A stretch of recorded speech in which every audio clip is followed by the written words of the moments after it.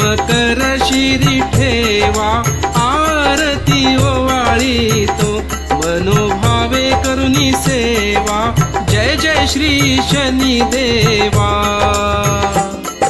सूर्यसुता शनी मूर्ती तुझी आगाध कीर्ती एकमुखे काय वर्णू शेषान चले स्फूर्ती जय जय श्री शनी देवा। आपण पाहत आहोत प्रपंच करत असताना हा परमार्थ कसा हवा आणि परमार्थ करत असताना तो कलियुगाला साजेस तो आत्मज्ञान प्राप्त करणारा, आत्मबोध प्राप्त करणारा आणि आत्मलाभ प्राप्त करणारा, या त्रिगुणात्मक अशा साच्यामध्ये बसणारा ज्ञान महती हे सगळं प्राप्त करणारा साधना कशी असावी। पण हे जरी केलं, आपण खूप काही साधना करत असतो, खूप काही आराधना करत असतो, दानधर्म करत असतो, शुद्ध कर्म करत असतो, अंतःकरण शुद्ध करण्याचा प्रयत्नात आपण असतो।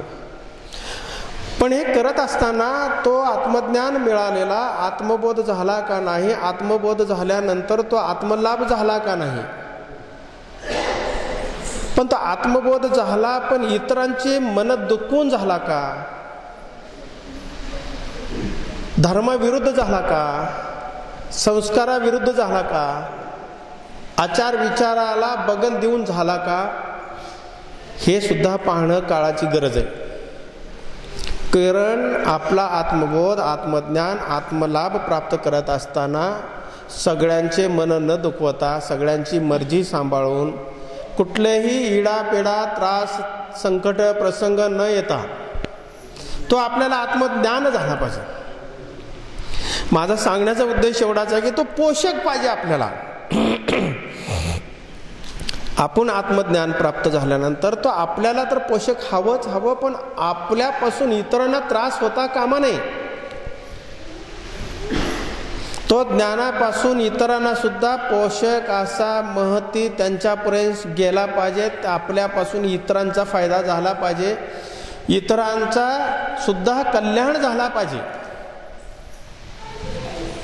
तर तो आत्मज्ञानाला अर्थ आहे, तो आत्मबोधाला अर्थ आहे, आत्मलाभाला अर्थ आहे। जर हेच जर घडत नसेल तर ज्ञान काही कामाचं नाही।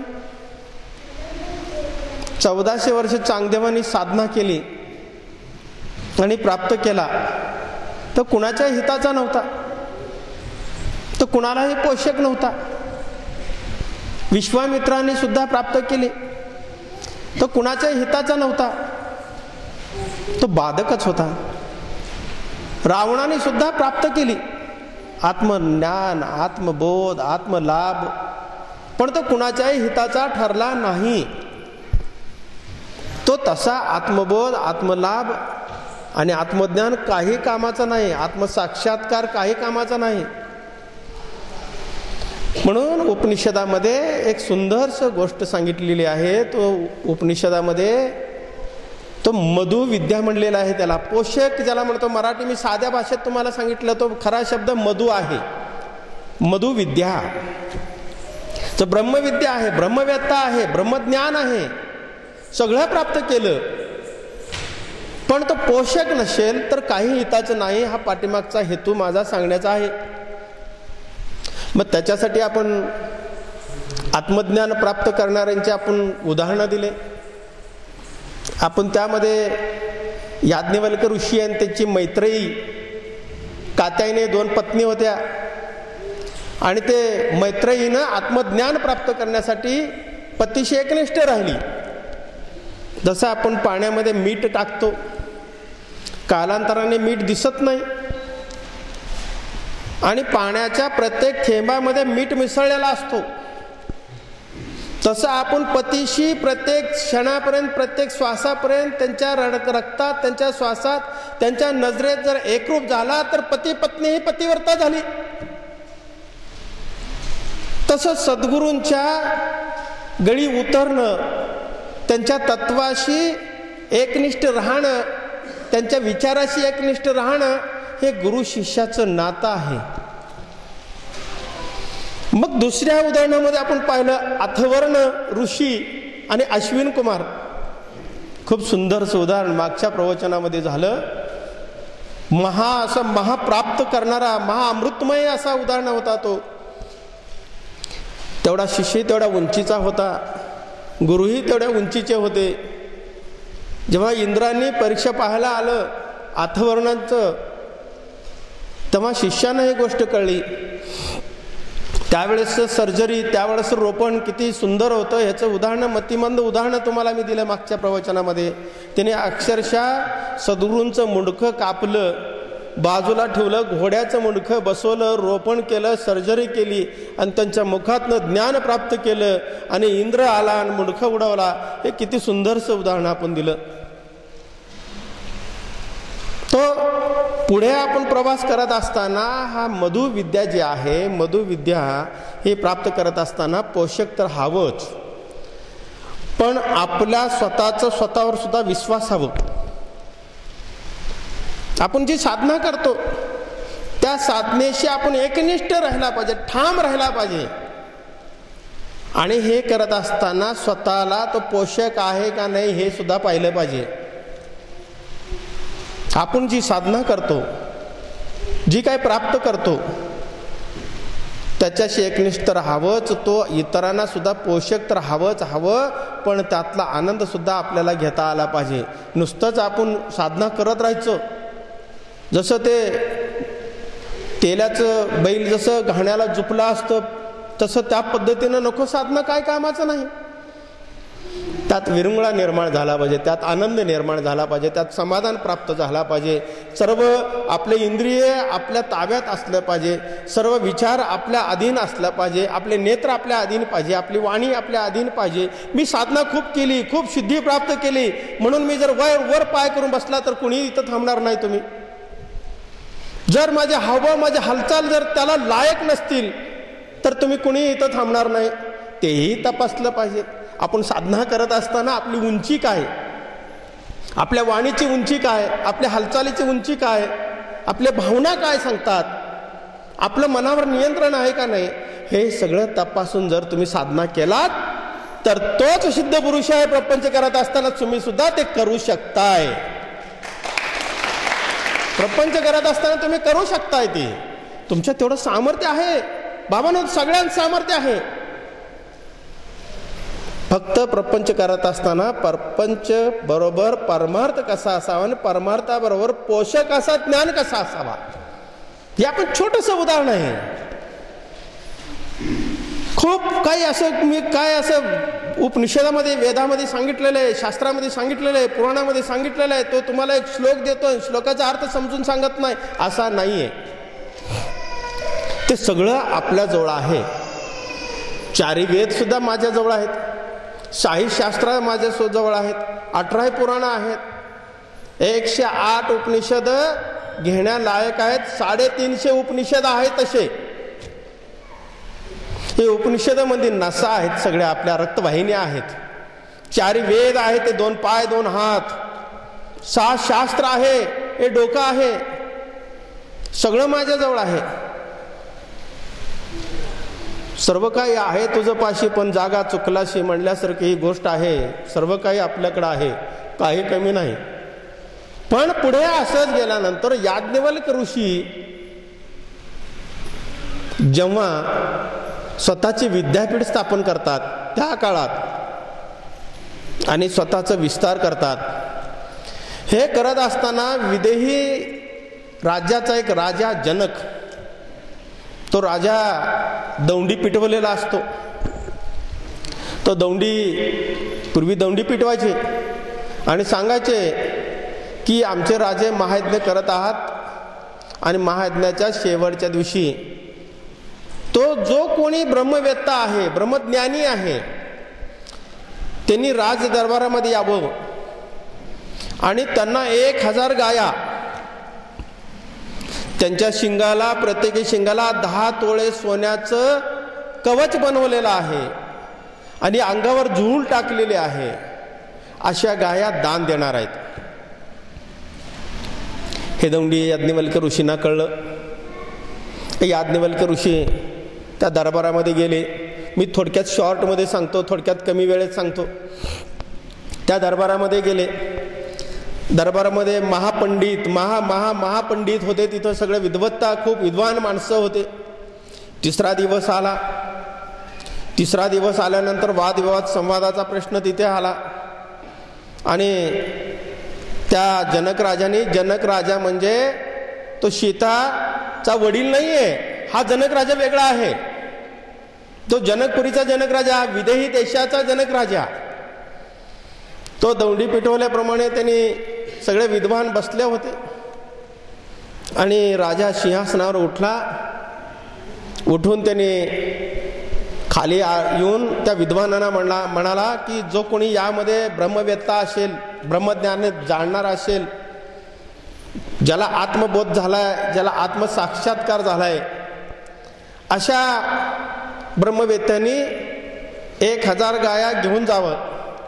ज्याच्या शिंगाला, प्रत्येकी शिंगाला 10 तोळे सोन्याचं कवच बसवलेलं आहे, ज्याच्या अंगावर झूल टाकलेले आहे, ज्याच्या रक्षणासाठी हजारो सैनिक तिथं घोड्यावर फिरत आहेत, असे सुंदरशी गाया घेऊन जावं.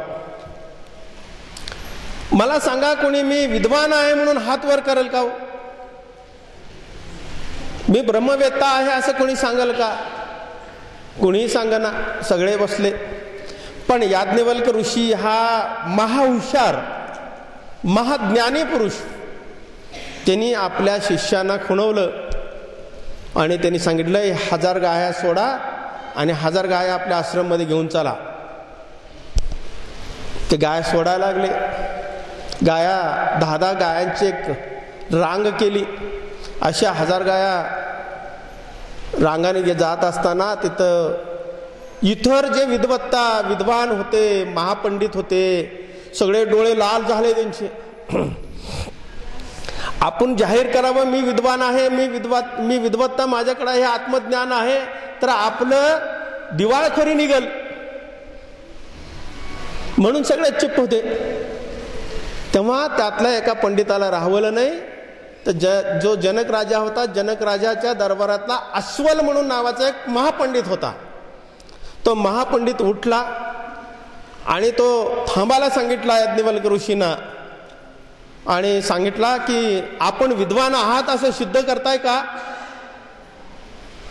ह्या दरबारातला, जनक ऋषींच्या दरबारातला एक महापंडित उठला आणि ब्रह्मवेत्ता याज्ञवल्क्यांना सांगितला की तुम्ही महापंडित आहात, ब्रह्मज्ञानी आहात, हे तुमचं म्हणणं आहे का? बघा, मी अगदी बारकाईनं याच्यातनं अभ्यास केला तर खूप काय प्राप्त होईल.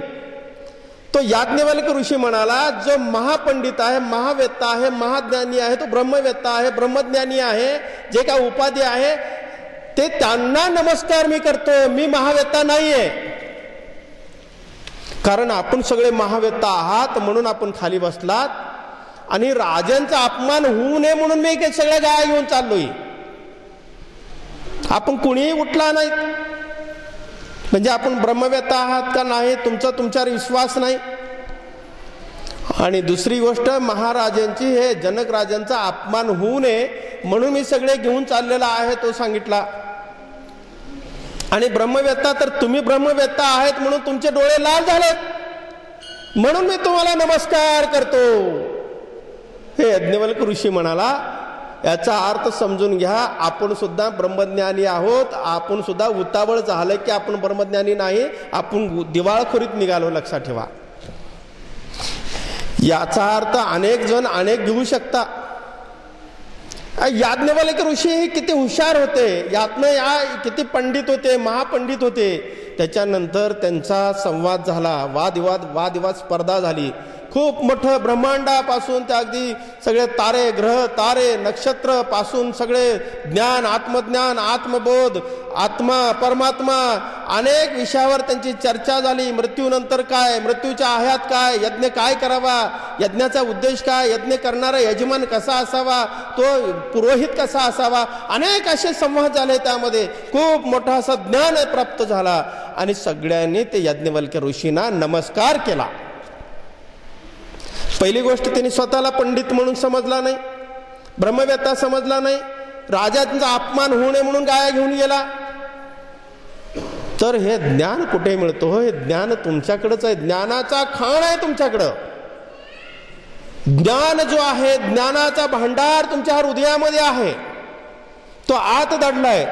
पण त्याला आपण सगळे वाकळं पांघरून टाकलेलं आहे. मत्सरांचं, द्वेषाचं, लाभ, लोभ, ह्या ज्या माया, ममता, द्वेष, क्लेश, हे सगळं ओझं त्याच्यावर टाकल्यामुळं तो ज्ञान वर उभारी येत नाही. आणि सगळ्यावर मालक होऊन बसलेला आहे तो अहंकार. अहंकाराला आदेश देतो तो मन. मनाच्या पुढे जायची तयारीच नाही आपली. मी माझं राजा, मी म्हणाल तसं, माझं मन सांगाल तसं मी वागतो, हेच प्रत्येकाचा प्रश्न असतो. घरामध्ये, कुटुंबामध्ये क्लेश, वाद विवाद याच्यामुळे होतात. मी म्हणाल तसं, मला बुद्धीला सुचल तसं करतो. अरे बुद्धीपर्यंत गेलाच नाही तुम्ही, मनामध्येच अडकला आहे. मनाच्या पुढे जाण्याची तुमची मानसिकता नसल्यामुळे तुम्हाला आत्मबोध प्राप्त होत नाही, आत्मज्ञान प्राप्त होत नाही, आत्मलाभ होत नाही. आणि आत्मलाभ झाला तरी तो पोषक राहत नाही. आणि पोषक राहिला तरी इतरांचं हित आपण पाहत नाही. इतरांचं हित पाहत नाही आपण त्यात माझं काय आहे, माझं मला किती मिळणार आहे, मला कोण प्राप्त करणार आहे, माझं काय होणार आहे, यामध्ये हेच आपण आपल्यातच मीपणात गुंतून राहतो. ह्याच्यामुळे आपल्याकडे सर्व काही असताना सुद्धा आपण त्याचं उपभोग, सदुपयोग, पोषक असं वातावरण तयार करून तो प्राप्त करत नाही, इतरांचं कल्याण करू शकत नाही. बोला ओम नमः शिवाय, ओम नमः शिवाय, हर हर बोले नमः, ओम नमः शिवाय, हर हर बोले नमः शिवाय.